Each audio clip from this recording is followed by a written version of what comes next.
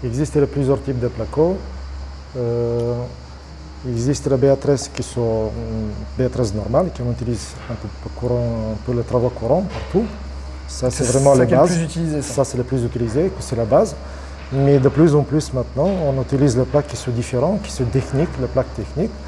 Et qui ces plaques techniques, au fur et à mesure, ils prennent la place de BA13 et on utilise vraiment partout en substitution de traditions cloisons qui sont briques rouges ou en carreaux de plâtre. Voilà.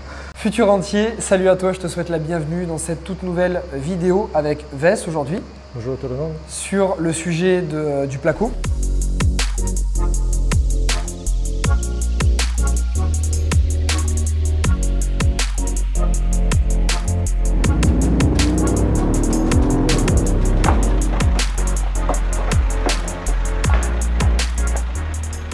Donc je te rappelle un peu le principe de ces vidéos si jamais tu me découvres pour la première fois. Je construis actuellement 2 maisons, on se situe dans l'une d'elles et j'ai décidé de te découper en plusieurs étapes la construction de cette maison pour t'en faire des vidéos YouTube.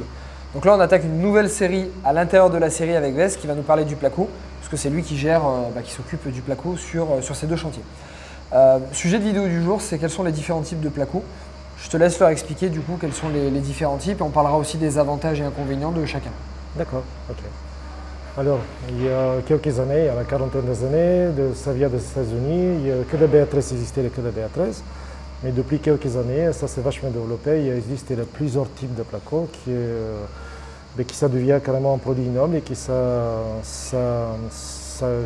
change en fait la cloison traditionnelle de briques rouges et tout ce qui se faisait avant. Il existe plusieurs types de placo. Il existe les BA13 qui sont BA13 normales, qu'on utilise un peu pour les travaux courants partout. Ça, c'est vraiment la base. Ça, c'est le plus utilisé, c'est la base. Mais de plus en plus maintenant, on utilise les plaques qui sont différentes, qui sont techniques, les plaques techniques. Et qui ces plaques techniques, au fur et à mesure, ils prennent la place de BA13 et on utilise vraiment partout en substitution de traditions cloisons qui sont briques rouges ou en carreaux de plâtre. Voilà.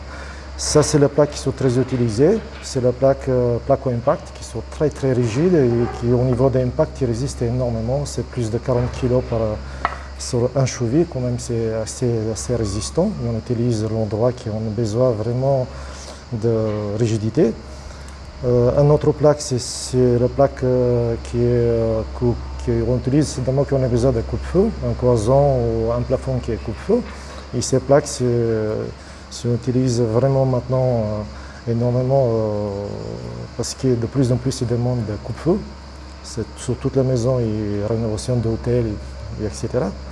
Après, il existe des plaques qui sont maintenant sorties il y a une dizaine, quinzaine d'années, qui sont vraiment maintenant très utilisées, qui sont BA25, qui est un produit qui est très rigide et qui est vraiment haute dureté, c'est vraiment un produit très bien et on utilise maintenant pratiquement par toutes les villas et l'hôtel et partout. En fait. La même chose, cette plaque qui est B18, c'est exactement la même chose, sauf que l'épaisseur est 18 mm, voilà, la différence est là, mais sinon c'est exactement la même caractéristique, c'est haute dureté et ça c'est la plaque qu'on utilise très souvent. Donc le 13, le 25 ou le 18, c'est la même chose, c'est juste que c'est l'épaisseur qui va changer. Exactement, voilà. D'accord. Le BA13, en fait, c'est pas une plaque haute dureté, en fait. C'est le BA13 normal. Le BA13, c'est souple, c'est un produit qui est de moins en moins qu'on utilise maintenant parce qu'elle n'est pas haute dureté maintenant. Voilà, c'est pour ça qu'on utilise ces produits BA18, BA25. C'est haute dureté et c'est pour ça que c'est la plaque qui se résiste énormément et on utilise très souvent maintenant toutes les villas et même tout ce qui est rénovation, l'hôtel et tout ça. D'accord, ok. Donc toi maintenant tu utilises quasiment plus du BA13 ? Pratiquement pas, on n'utilise pas. Moi je propose toujours dans la villa ou partout qu'il y ait une possibilité de proposer BA18 ou BA25 parce que c'est un produit qui ça devient noble, un produit qui est vraiment extrêmement, au niveau qualité c'est vraiment très bien et ça nous permet d'avoir une qualité très élevée et voilà. À part le faux plafond qui ont fait en BA13, tous les restes ont fait pratiquement BA5 et BA25 et BA18. D'accord. Sur un petit chantier de rénovation, quelqu'un qui rénove un appartement par exemple, un studio ou un 2 pièces, Tu conseilles de passer quand même par le BA13 ou tu conseilles quelque chose d'autre? On peut passer en BA13, mais sauf qu'il existe la BA13 qui est la plaque qui sont extrêmement bio. Et voilà, et ça c'est un produit qui résiste pareil, c'est aux duretés, existe aux impacts. Et vraiment c'est un produit très bien. Et je le conseille vivement au lieu de BA13. Quelle est la différence de coût entre du BA13 simple et celui-ci? Les différences quand même, c'est au niveau de prix, c'est assez important. Hein. C'est 2 ou 3 fois plus cher, mais par contre après au niveau durée dans la vie, enfin dans le temps, c'est vachement... D'accord. Ok. Donc quelqu'un qui a un petit budget, on conseille du BA13 tout simple.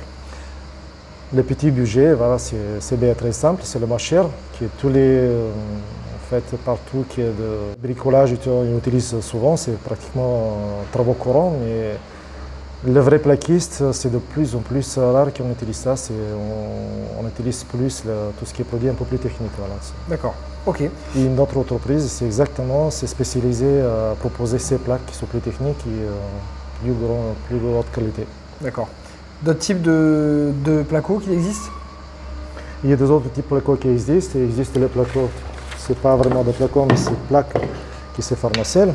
Ces plaques de pharmacelles, ça c'est la fibre de cellulose qui sont assez denses et assez dures. Et c'est la même chose qui existe, sauf que ça c'est une plaque de ciment qu'on peut l'utiliser en endroits qui sont